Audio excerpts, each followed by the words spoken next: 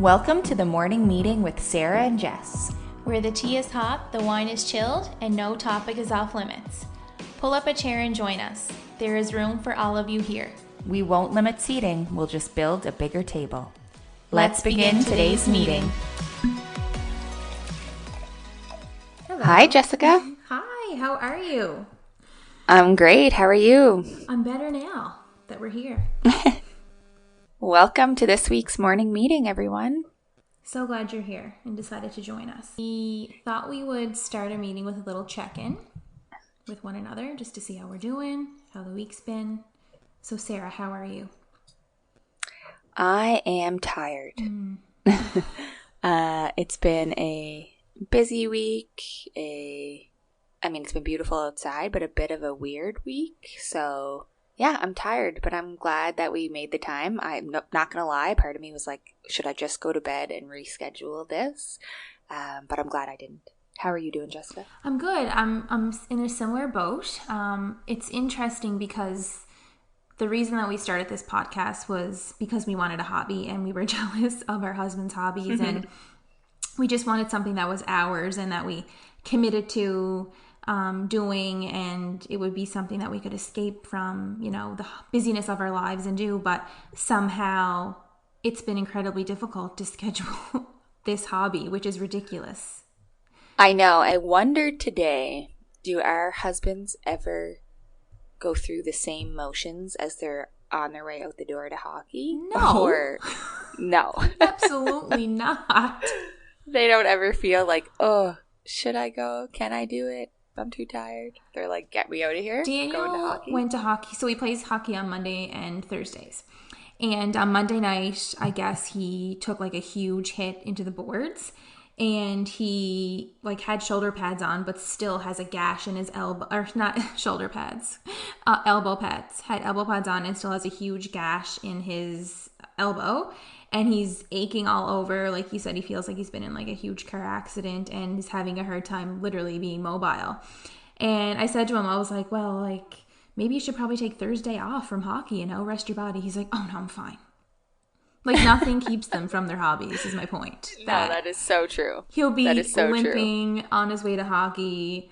And just to even be there, I think he'll have the man cold approach to this injury from now until Thursday, and then on Thursday he'll make a miraculous recovery just in time for hockey. But it's funny because I'm always looking for excuses not to do things. I'm like, oh, I can't make it. I got a touch of a headache. I know. Can't come. Yeah. But he would be literally on a sick bed and admitted to the hospital. Is there any way I'm going to get out in time? I got hockey at 8. Yeah. It's just, so they're funny. just so different. Which, you know what? There's something to be said for that. He commits to something and he's fully committed. Nothing stops him. Not even a colicky baby that is just screaming its head off, 2 weeks old. I'm in a puddle and he's like, see you later. Gotta go. Hockey in 10. And I'm he's brave. I'm fine here. Literally. I'll be fine. Not. Anyway. It's funny though. Yes, they have the commitment, and it is. I'm a little bit envious of that level of commitment, I think, to those hobbies or those activities that they enjoy. But they also have the ability to in a different way than us, I think. So, we might be a little bit more talked out and touched out based on our days or what we do for work or how we parent or the demands that are that we kind of have to meet throughout our days. So I think when we say oh, I can retreat from this social activity to sleep or lay down or shut my brain off, I think that's different than their ability to go out on the ice and play a sport they love, Right. Yeah.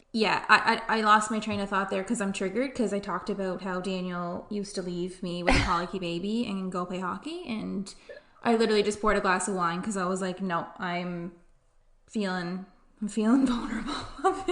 I just saw you turn into that gif I'm that's warm. The dog in the kitchen with the fire all around them. It's fine. I'm fine. This is fine. Oh God, that was rough. I wish I had remembered what I was going to say because it was going to be good. But I'll get it back. It'll come back to you. It'll come back. I'm just going to sip my wine here for a sec here. So we're midway through the week here. Oh, Jessica's enjoying a glass of wine. I'm enjoying a nice cup of tea tonight. And it's a midway through the week. It feels like it's already been a week, so I'm surprised it's only Wednesday, but I never know the day of the week these days. So tell us about your week, Jessica. How's it been going? What have you been up to? It's been good. It's been busy. I went from having no hobby, nothing to do. Like, I would go to work, come home, have supper with Logan, play with him, put him in the tub, and then I'd go to bed myself, like by 8:30 every night. But then since starting out my sleep business, it's been busy. It's been incredible. And so I've adjusted now to having something on the go every evening. So it's just been a huge shift. And Right. so I'm trying to get used to my new normal and like coming home, having supper with Logan, playing with him, putting in the tub, and then going back to work after working all day. Right. But it's a different work. It's something I enjoy and love. Still, it's busy. And so I think I booked myself in with something every single night this week. And I'm like, why do you do that? You do that when you have energy and then you're tired. Yeah, that's a 12 p.m. or like Yeah. 11 a.m. Jessica decision, Yeah. not a 6 p.m., 4 p.m. Jessica decision. Exactly. But it's funny how your body adjusts. Like, I'm not tired. I don't get tired anymore. My body knows now that I don't go to bed till after 10:30, which is really late for me. But yeah, it's all good. But it's been Right. busy.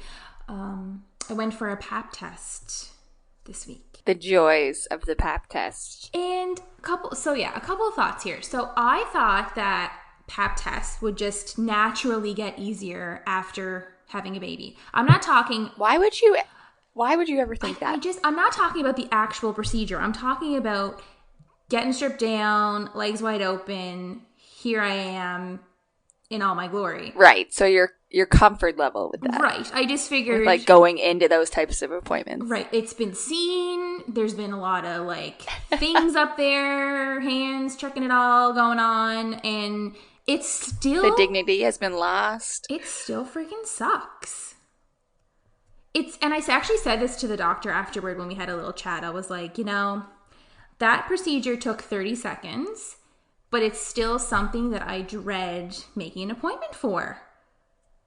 Are you worried about the outcome of it, or are you just uncomfortable in the environment? So 100% worried about the outcome, but also like 50% Right. very uncomfortable. I have a male doctor, which everyone keeps telling me Right. to go to the women's clinic, but I never do. I don't know why. Right. For some reason, I think, no, go to your doctor. That's the process. I think Right. I'll take their advice on that next time, though, because I was like losing sleep for days prior, worried about this pap test. Really? Yes. Wow. Mm-hmm. Wow, that's so interesting to me. I know you have some anxiety and nervousness when it comes to health appointments, right? Like Major. doctors and Major. Yeah.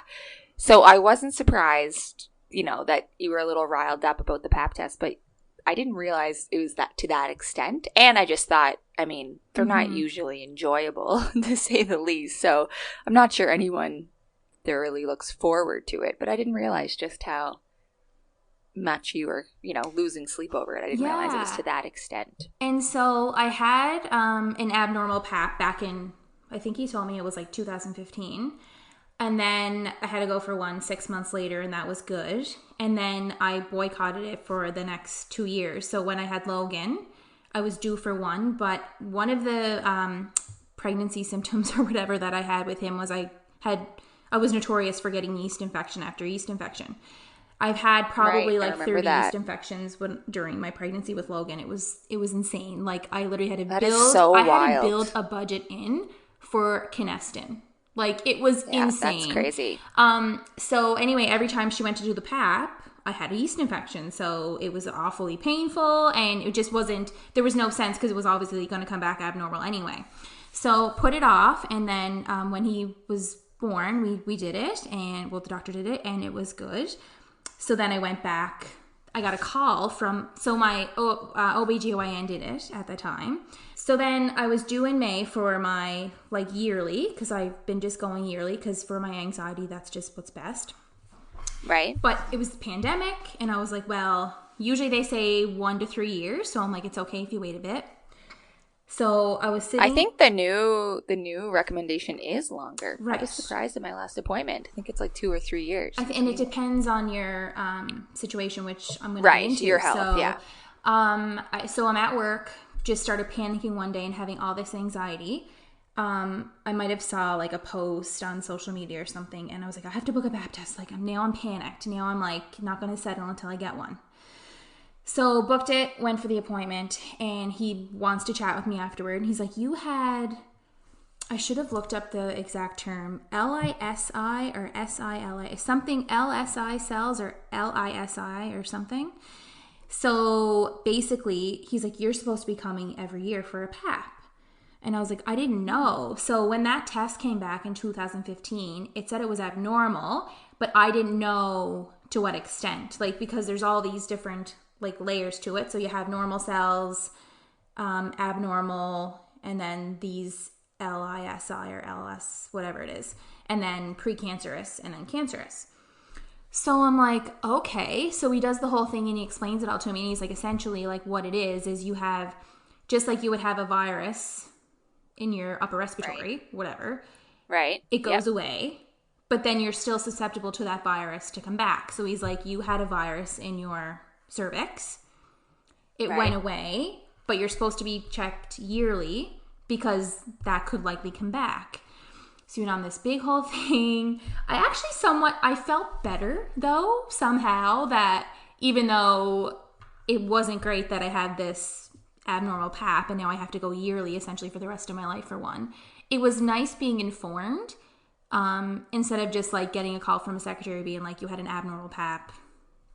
Right. What does abnormal mean? Like, and I also didn't know there was so many layers to it. I had no put that in context. Right. So yeah, I looked it up. So LSIL. LSIL. Now that you know and there's a name and it was explained to you, I mean, that should have been done right off the bat. Right. So you had some context around what you were worrying about. Well, and he said that. He's like, I'm going to put you in a task now in my computer so it'll alert when that year comes. I'm like, no, you don't have to do that. I'll come every year. Trust me. I just didn't know that I had to. Right. I will make this a priority 100%. Right. And like you said, does it make you feel better knowing that you will get checked every year? Right now it does, but then now every start of the new year, that's going to be on the back of my head.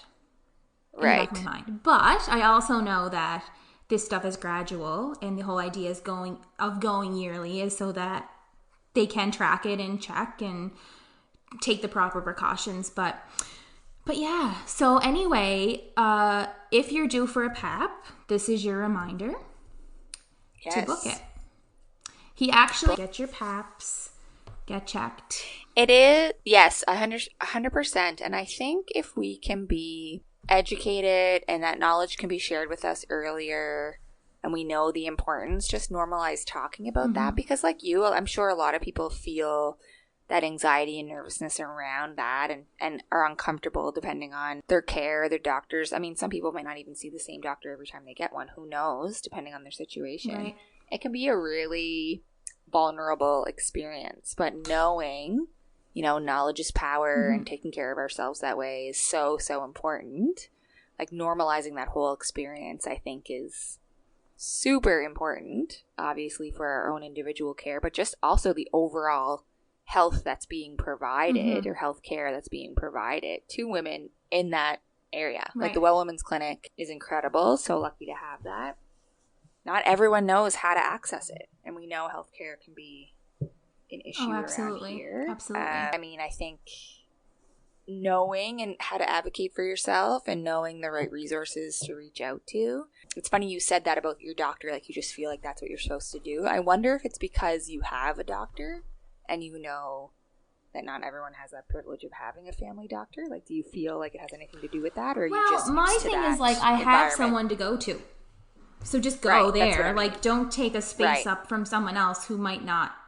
Do you know what I mean? It's like I'm fine to go such a to systematic the doctor, issue, right? And systemic, rather. Yeah, absolutely. And it's so funny too, though, like because there I am, and did the whole pregnancy thing, and I still can't get the scoot down. Can't get it down. I said this. I went to my Instagram account. Scoot down a little further. And I said to my Instagram followers, I said, how many times do you think the doctor is going to have to ask me to scoot my bum down further? I kid you not, it was like 10 times. And I started out where I thought I needed to be. That is so funny. And it's like, any further down, I'm telling you no. Like, you need to meet me halfway. I'm not going. You need to be on the end of that table. I'm not going any further. Like, I can feel your breath. It's far enough. You have to give them the right angle, though, to look in there. Like, you have to be at the end of that drop-down bed. More? Yeah, more, scoot down. Little further. Little further. Oh, my God. Put your heels up here. I always love the time where since I had the twins, like I've been checked. I hasn't been an official pap. I think I was due for one when I found out I was pregnant. Anyway, now I'm not due for one for another year or two. But on my 6-week checkup, it was all good and she wasn't going to check. And then I was just having a few issues. So she just wanted to make sure everything was good. And she was like, well, I could check. Should I, do you want me to or not? And I always find those questions so funny because it's like, well, do I want you to? Not entirely. Do I think maybe you should since I'm here? Sure. Like, I don't know how to answer that as if it's like a proposition or something. Like, would you like me to take a look? It's like, well, is it weird if I say yes? Or is it weird if I say no? Like, how do I approach this? I mean, to them, it's like looking at feet or our faces or our, it's no big deal. But that vulnerability that comes with being the one laying, legs wide open in the stirrups on the table. It's a bit different. Well, it's interesting you say that because I didn't get checked at my 6-week checkup. And I thought that was the whole point. You go and get your goods checked out. They've just been through war and back. And you're not even going to check them to make sure they're good? I don't think I was checked after Beau. And I remember us talking about this. Like, wait a minute. Aren't you going to look down there and make sure it's all okay? But I guess if they don't need to disrupt anything, they don't. Not sure. It's been disrupted already. That's not the issue. Yeah. You don't need to worry. It's true. They're letting it heal. I've got like a permanent hemorrhoid. I was talking about this with a friend of mine the other day. She just said how unprepared people are for the 4th trimester. Mm-hmm. And I could not agree more because no one really talks about it because there's some maybe embarrassing or, whatever, funny scenarios that we find ourselves in and we're not sure if they're normal or not. So we're scared to ask other mom friends because what if they're like, no, what are you talking about? I've never had that. Then we'll feel, even more frightened or freaked out. Absolutely. But then I said the issue is we feel that way because we don't talk about it. Yeah. So it's a double-edged sword. Mm-hmm. I mean, the 4th trimester needs to be prepared for. I have another friend of mine. We were in a conversation briefly the other day, and we were just talking about what happens and with breastfeeding and periods and when it comes back and if it does or when it doesn't. And it comes back with a vengeance sometimes and blah, blah, blah. So we had made the joke about getting the diapers back out for ourselves. And my other friend who's currently expecting said, what do you mean back out? When were you in diapers and why? So we explained, well, there's postpartum bleeding. Sometimes it can last up to 6 weeks, etc. And she was like, I'm sorry, what? I've been reading so much and I have not read anything about that yet. So I thought, this is so interesting. I was like, sit down, honey. Let's tell you about what Depends you should buy for those few weeks afterwards. Right. Get the silhouettes. They're comfy and they're functional. But it's one of way better than a pad. It's one of those things, and it's a fine line that you don't want to terrify new moms. Right. By being like, you're about to go through all of this mess. Right. But then you also want to prepare them so it's not like they're blinded by all of this new... If you had zero knowledge of what happens to you postpartum, think how terrifying that would be. Absolutely. Like, And I mean, But you're right. You don't want to be like, okay, this is what you're in for, because they'll be like, I'm never... Right. And my biggest thing with pregnancy, and I try to preach it to other people, is just go on your own journey, because for some reason, I don't know why, people want to like one-up one another with their horrible labors or oh, you wait till this, or wait till you get them home, or the baby's sleeping good now, but you wait until this, or like I just don't see the point in that. Like, why are we doing that to moms? I don't understand Right. it. So my thing is like, okay, how do you have this conversation without being like, oh, you wait to the fourth trimester, it's gnarly, this is what happens? Because you want to be Right. lighthearted about it because you don't want to scare them, but also don't want it to sound like you're scaring them. Like, where's the Right. fine line? Where there should be a Right. I course think, or something, well, I maybe. think it comes to just being able to have normal conversations about it, to normalize it, so that when you do talk about it, it's not like what are you telling me, or I can't believe you're saying that, or it doesn't necessarily need to be like a fully loaded conversation every time you have it, if it would come up more often. It's funny you say that, because I agree. We often talk about the hardships and how difficult it is, and it can sound terrifying sometimes, and not to discredit that, because those things may be true based on people's experiences and whatnot. But after the twins were born, I had shared something on social, and expecting mother at the time had messaged me and said, like, thank you for sharing this. And it was a positive story. I don't even remember exactly what it was, but it was something positive. And it wasn't me trying to sugarcoat it. It just was my honesty that day. And she said, thank you for sharing this, because all I've been reading is about like this scary, how hard it is, and the scary parts, that I was starting to think if I could do it or not. Right. I laughed when she said that, because I thought, you know what? Good point. Like, we don't want to sugarcoat the experience and think it's all daisies, because it's not. But we also don't want to scare anyone by like sharing every, intimate, terrifying detail. But then you're like, okay, so what do you share? Right. Like, if you just are sharing your honest truth and your honest experience, but normalizing the fact that this is my experience, it may not be yours, but your experience is just as valid, even if it's easier, harder, or more fun, or less fun, or, like being able to be comfortable with ourselves and our experiences and the way we parent or the way we mother, and being comfortable to accept the differences of those around us, and saying like, okay, that's great. It's not dimming mine or shining light on your, it's just sharing our experiences, so that we find some commonalities within it, and we probably learn throughout that, and being able to be comfortable to do that, so that it eliminates that one-upping, or that like, oh, well, yeah, my baby did that too kind of thing, or my baby never did that. So saying like, oh, wow, my baby did that before, and this is how we handled it. Maybe it's helpful, but your baby might be completely different. Hope you find what works for you. Like, where's and I think that's a good point. How do you balance that? We're not robots, and I know we've talked about this, and I had, there was someone I follow on Instagram. She's a newer mom, and she was posting that she was having a really bad day, and she felt really guilty about it, and she just needed to take time off social media to kind of gather her thoughts, and she was just having a hard time. And I reached out to her and said, we can't, how are we supposed to teach our little ones to have emotions and to feel big feels if we don't allow ourselves the same gratitude and space to do that? Like, we were built to have emotions. But there's this guilt on parents and mother and just people in general, not even just moms, that you have to have your shit together all the time. And it's just so not true.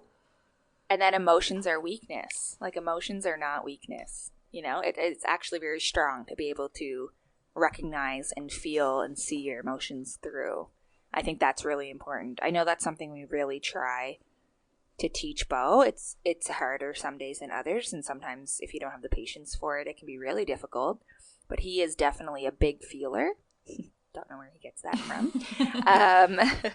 He feels big, and he has a lot of feelings, and he's really empathetic, but sometimes you want to say like, or when other people in our lives say to him like, oh, don't cry, I'm like, no, cry. Pat and I are very, we want to say, okay, you can cry and feel your feels, because I know you're upset, but it's not necessarily going to change the outcome. So you're crying now, you're mad at mom because I won't let you eat that cookie before supper. I understand that. You get to be upset, you're not getting the cookie though. So, Right. feel that feeling. Right. Exactly. But it's not going to change the outcome. So maybe then they decide not to waste their time and be that upset over it. Or maybe they do, and that's fine. I mean, some days it's easier said than done. But I think, I had big feelings growing up, and I don't know if they were always supported in that way. Mm-hmm. I'm sure we were told, and I think males especially are told, be strong, don't show those feelings, don't have those emotions. But that attaches that connotation of weakness to emotion, and that is just not thank true. God that narrative is changing. And we see it all now, that, and especially in my line of work, that's not the norm anymore. Thank God. Right. And but yeah, it's. Would you say that's not the norm, or that it's changing that norm? Well, in my experience, I don't find that it's the norm anymore with children. I think that children are allowed the space to feel the feels in the last, say, I don't know, 5 to 7 years or so. Maybe 7 years is pushing it. But there's just more research out there. There's more education on it. There's all this new research and information on self-regulation and what that looks like in adults, in children, because we can't.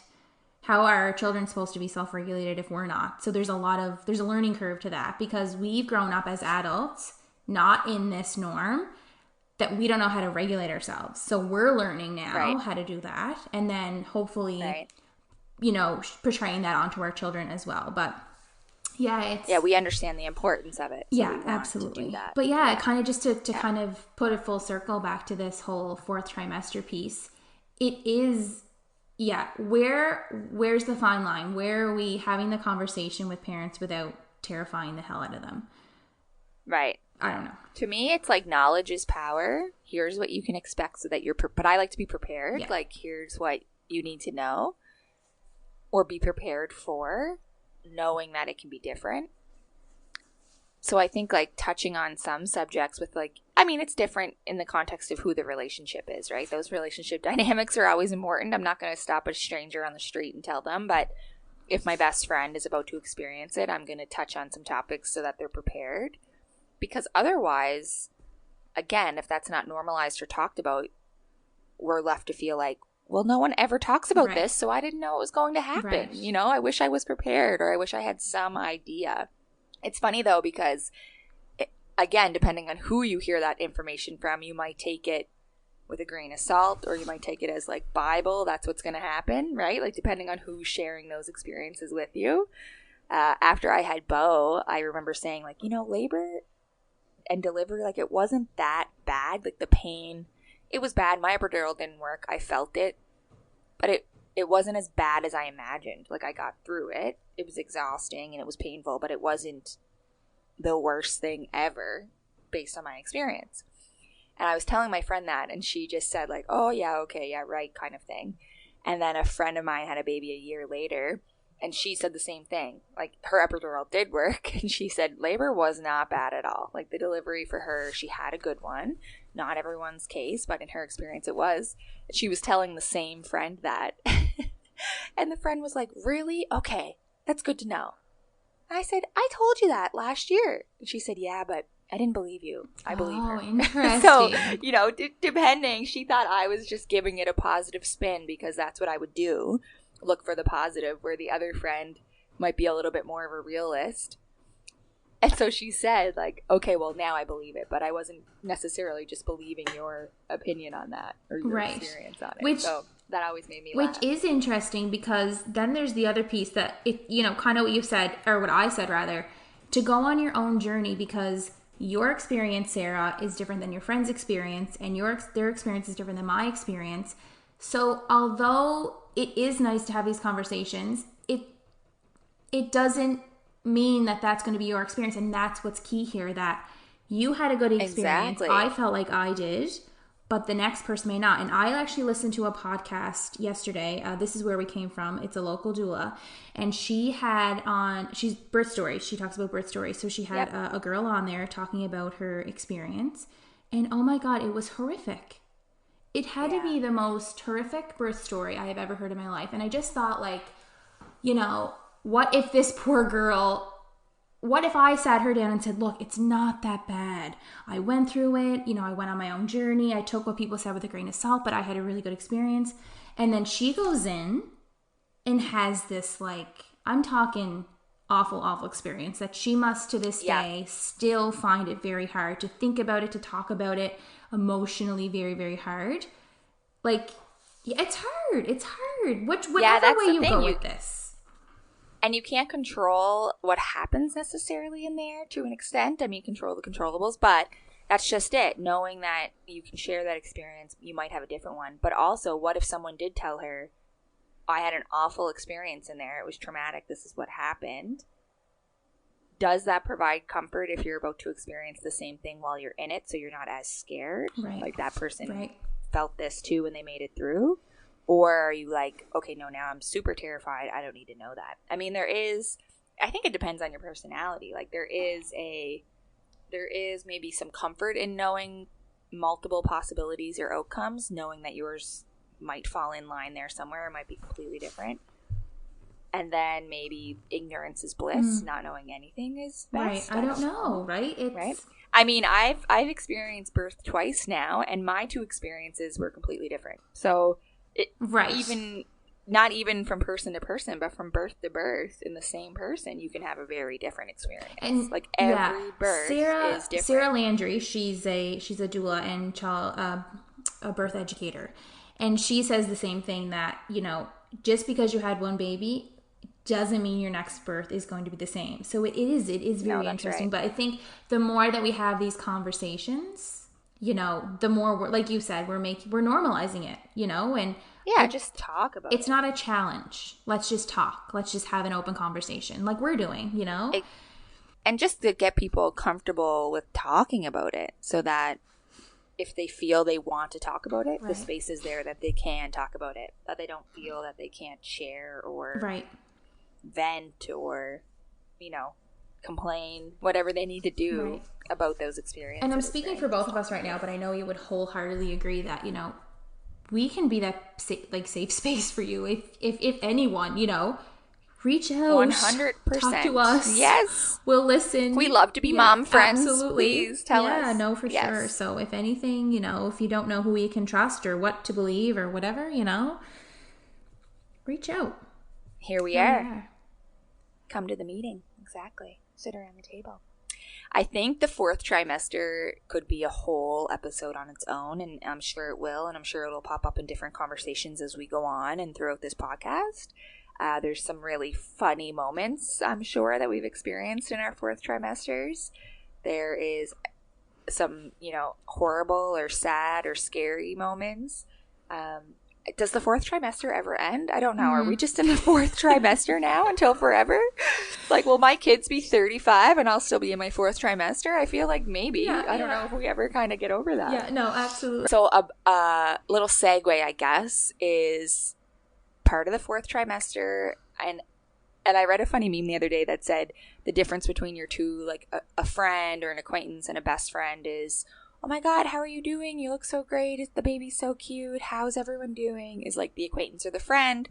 And then the best friend is like, okay, but did you poop yet? Do you need, you know, cream? Like what do you need hem or cream? Did you pop one yet? Like, I'll bring you diapers. So that level is different.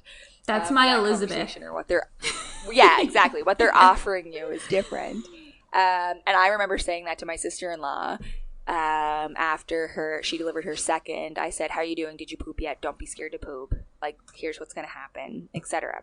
Speaking of poop, let's talk about this week and your experience. I think you have a new little device in your house that may help with your pooping these days. Let's share that with us. So I remember... So I had an episiotomy. I don't know. I have to ask Elizabeth on this because she's my best friend Elizabeth works in LDR and I'm on baby, and she was one of my support people in the room. And God love her, she's an angel on earth. If you get to have her as your nurse when you deliver your baby, or if you've delivered before or whatever. Anyway, I can fact check that. That is not a best friend biased opinion. Oh, yes. Elizabeth is definitely an angel. She really is. She's sent from earth, and she descended from heaven in here. So anyway, I had an episiotomy, and I don't know if this has to do with it or not, but I I've ended up with this little hemorrhoid that won't friggin' piss off. Like, literally, I'll never forget. Little Hemmy. I'll never forget. So this is why, another reason why Elizabeth is an angel from Earth. My rehearsal, so my wedding rehearsal, she shows up, it might have been a couple days before, whatever, with a bag full of preparation H? Is that even the anusol? Yes. All these things, stool softeners to like get me through my wedding because I had this protruding hemorrhoid and I was like, what the actual this is like, I'm supposed to be like getting married, going to the Hampton, having a night, and I got a friggin' little Hemmy in there. So anyway, there I am trying to put a suppository on my butt, which I'm like, how is this even supposed to fit? Because I have a hemorrhoid. Anyway, took it. I was all good. And since the wedding, I haven't had too much trouble. But every time I have like a poutine or like a steak sub and I poop, I get a hemorrhoid. Just those foods? Well, Can we go back and clarify that? Or just something that makes you... Like something that makes you poop more than once a day. You know, when you go out, right, you have like the Southwest sauce, the spicy pierogi pizza from Boston Pizza. You're not just having a normal bowel movement the next day. You're like... You're a little messed up for a day or two. So when this happens, I get this like little hemorrhoid that comes out. And so like... Is it on the outside or the inside? There's can be so both. It protrudes out, like it's in, and then it comes out. Like yes. It's out. It comes, yeah. I understand. It doesn't live on the outside. It lives on the inside. Got you. Okay. Well, then you're trying to wipe your butt with this hemorrhoid, and that hurts like hell. It's sore, but then you're trying to get all your poop. It's like, it's a scene. It's a scene. So God love my husband, like... Obviously, he knows when I get a hemorrhoid every time. And I have to say, it's not like I don't need to put any creams up there. It's like goes away within like a few hours, but like it'll pop back out it's just like, hi, I'm still here. Like just when you get comfortable, it's like, oh no, like remember me? So he decides to order the tushy. Yes. And it's a bidet. Amazing. I actually have a friend that when she bought her house in Sydney River, there was a bidet already in there and she was like, we need to get this thing removed immediately. Like, this will not be in my bathroom. And then here I am telling her, like, so P.S. I got a bidet. But this isn't, like, this isn't its own, like, toilet. Like, this is, like, a little tiny cute device that is attached to your toilet. And just, it's not scary. Anyway, so the idea is that you use the spray water to clean your butt, as opposed to wiping it, and apparently it's supposed to help with hemorrhoids. Okay. So, I mean, I've had... Tushy, if you're listening to this, I mean, a sponsorship is open here for this. I mean, depending on how the story goes, maybe, but let's continue. Listen, all postpartum women with the Tushy, though. Hit us up. Hit us up with the Tushy. You get your peri bottle, which is, like... amazing. Oh, godsend. Still have mine. I goddamn loved that peri bottle. I used it for way longer than I had to. But there's I still have something to be said about this bidet. Like if I had that bidet postpartum, not having to like use, with the stitches, I'm sure the tushy, like the spray might have been a little bit, like the peri bottle is definitely more gentle. Yeah. But just like not having to use toilet paper to wipe. And also it's environmentally friendly. So I mean, it kind of hits you on all points. That's true. But I love the friggin' thing. It's like you get a shower every time you poop. You're so clean. But the first time you used it, was it scary? No. Like, did you know how to use it? I literally was like, oh, this is nice. Okay. Does it clean the front and back, or is it just aimed at the butt? So it's aimed at the butt, but you can move around to, like, get other places, but I haven't done that yet. I haven't explored, because I don't think I want the stream to, like, go up my vagina. So far, it's been... Enjoyable? Like, it's what are you nice. giving it out of 5 stars? Clean. So, like, you can turn up the levels. So it goes, say, from, like, 0 to 60. I have it on, like, 0.5. 0.5. Okay. So I'm very gentle. Okay. I couldn't imagine having it on full blast. Like, to me, that would, like... I feel like that would, like, be like a bullet shot through your ass. Like, it would create a hole. And it would, like... It's a lot of pressure. Out of 5 stars so far, what do you give it? I mean, I think I give it a 4. Now, the only reason I give it a 4 out of 5 is because it's cold water, but that's our own fault because we didn't buy the spa one, because your toilet has to be in a certain vicinity to, like, your sink. but you can buy the spa version, and it's warm water. So I would just not get off the toilet. I would just sit there. Interesting. And just be like, give a little bath, like a little mini bath. Has Daniel tried it yet? Yes. What does he think? He's wanted a bidet since I can remember, and he just took the whole hemorrhoid thing and ran with it, and was like, you know what? No, we need to get you a Honey, tushy. since you have those hemorrhoids, I'm gonna buy you this tushy. It's been in his cart for weeks, months. Absolutely. Okay, this is hilarious that you brought this up this week, because a friend of mine told me a story about her tushy. And since then, of course, my Instagram ads have been all about the tushy. Classic. The bidet. It's just been all over my social media ads. And then you, this week, were like, I need to talk about the bidet. I couldn't believe it. It's been a week full of bidets. So she has messaged me, so now you can relate to it, because I'm trying to like visualize this, but I don't have an experience with it. So I'm going to tell you the story, because you'll know exactly what she's talking about. So she said, I don't know if I told you, but I got my husband one of those bidets that hook on the toilet for Christmas. So same thing? Yep, same thing. Yours on the toilet. So there's 2 settings. She says the 2 settings shows a butt and a woman. It shoots up front there. Oh. So she was like, what? For like after I pee? Or like, how does this work? She's like, anyway, so I wanted to try it. I went in, I go to pee, and I'm like, let's see what this is all about. I turn the dial ever so slightly, and it comes blasting out through my legs, soaking the entirety of my joggers and the wall. I scream. Terrifying first bidet experience. Oh my God. I need to link up with this friend.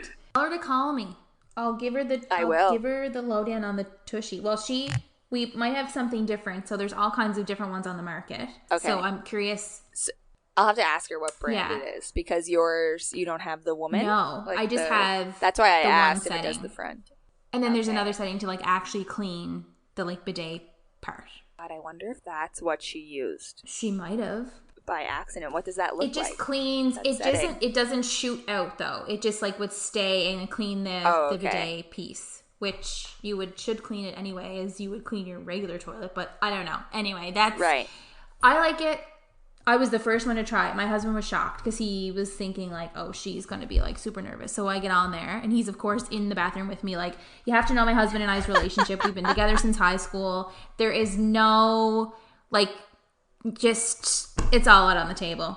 So he's in there while I'm trying the tushy for the first time, and like because he wants the experience in real time. By the way, I didn't use like have a number 2. I just wanted to try it, just so we're clear. For people who are thinking, like, what the fuck, Jessica? Thank you for clarifying. And so did it help with the hemorrhoid? Or does it just I think the idea make it easier because you're not wondering? Right. I think the idea is that it wouldn't prevent a hemorrhoid. I don't know. If you have hemorrhoids on the outside, I'm assuming it could be even more helpful.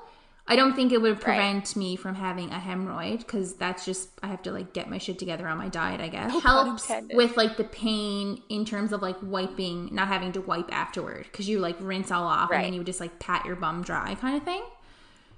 Right. But in my opinion, I get my butt way cleaner than I ever could with toilet paper.